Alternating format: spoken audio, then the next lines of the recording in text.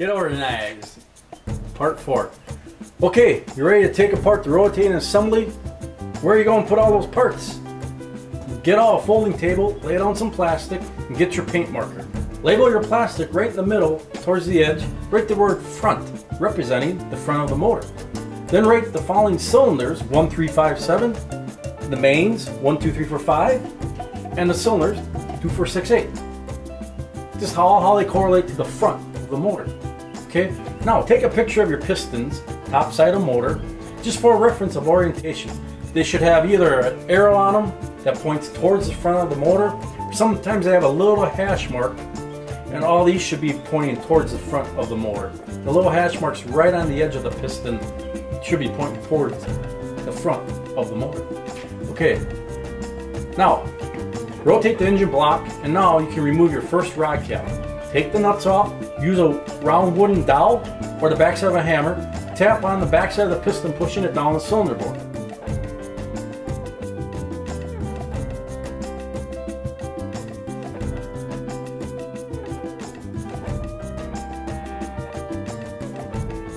So, you remove your rod cap, you sit it on your organized table because you are organized, and then you want to get some rubber holes, you just place it over the studs of the bolts on the rod itself. And what that does, that protects when you're pulling the rod out through the cylinder board. Usually what happens is that it goes tink, and it puts a little nick in the journal of your crank. So the rubber holes protects that from that. You can also purchase, Cleveland makes them, they're little rubber booties designed to go over the rod bolts. You can buy those, but rubber hose works just as good. Do that for each rod. As you take it out, put your organized piston and rod on the table where it goes, because why? You're organized.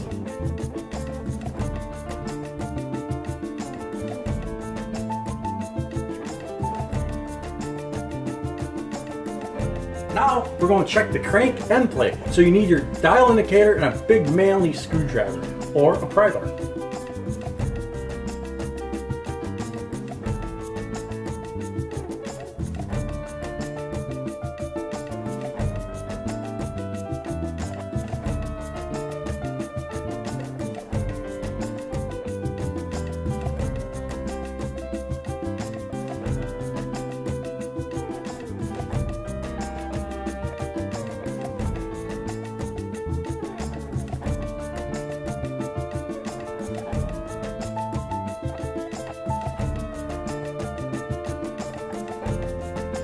Okay, so you got your dial indicator. You stick it on the front of the motor and have the plunger touch the face of the crankshaft. Put your screwdriver in between the block and the crank, counterweight, and pry it all the way forward towards the front of the motor. Now, zero out your dial indicator, okay? Now put your screwdriver back in against the crank counterweight, against the block, against the crank counterweight, shove it all the way the other way, okay? Now, look at your dial indicator and write down the reading. So now we're going to check for crankshaft straightness. We want to see if the crank's a little bent, okay? So what you do is take off main caps 2, 3, and 4, take the bolts out, then you'll need a rubber mallet, give the caps a smack to get them out of their seats, okay? Set those on your organized table in the order they go.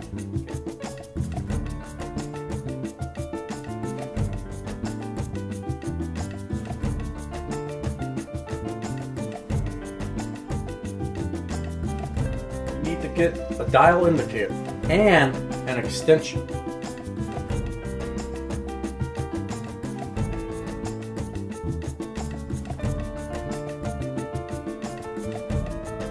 you don't have one, what's going to happen? You set your dial indicator up, you put the plunger on the crank journal. What happens, you go to spin that around, the counterweight of the crank comes up and smacks your dial indicator. So we need to get that dial indicator up just a little bit. If you don't have an extension, you can order them from Anytime Tools off eBay. It's just a 5-piece kit. It's a standard 4-48 thread. It's a universal thread, fits on any indicator, and they're about 22 bucks, okay? If you need it really long, you can put them all together and have one about 15 inches long.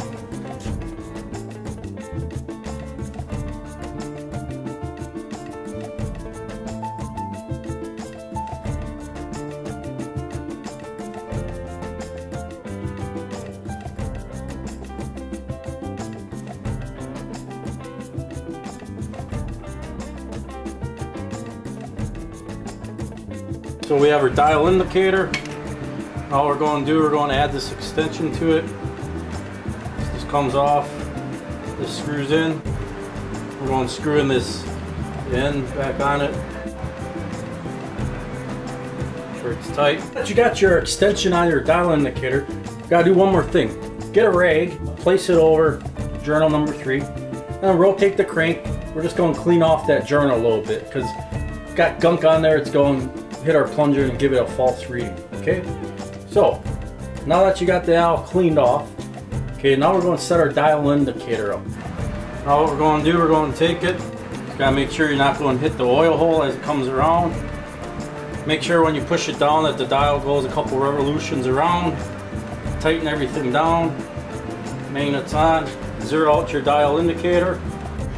When you spin the crank, watch your dial. It should not move more than 0.0005. If it checks out good, you want it as close to 0 as possible. If it checks out good, okay, what's the needle read? Whatever reading it is, write it down. Remember, this is only reference.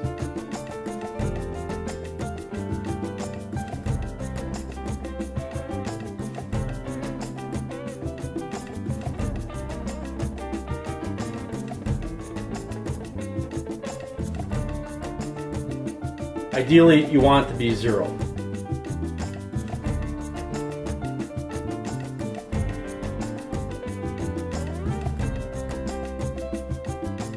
If it goes more than that, talk to your engine builder and you'll probably straighten your crank out for you. So now you just check run out for your crank. So you write run out, write your number, and that's it.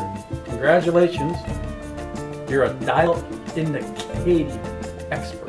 Now we're done with that. We can remove the 2 main caps, set it on your organized table.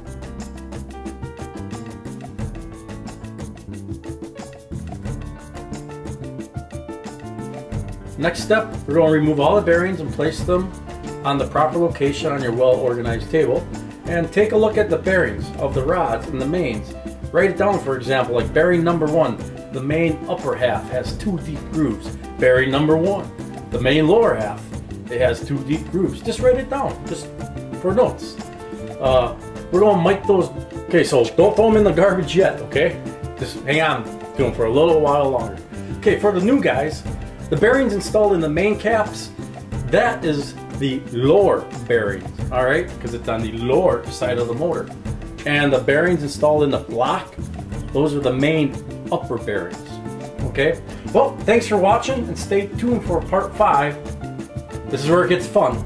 I'm telling you, this, you know, we gotta get the math out of the way to have a little fun, okay? Prepping the block, all right?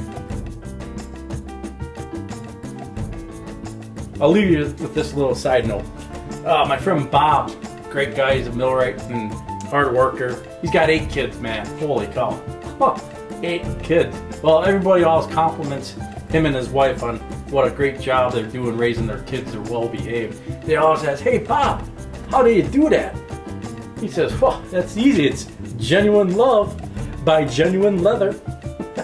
Amen. All right, see you for part 5.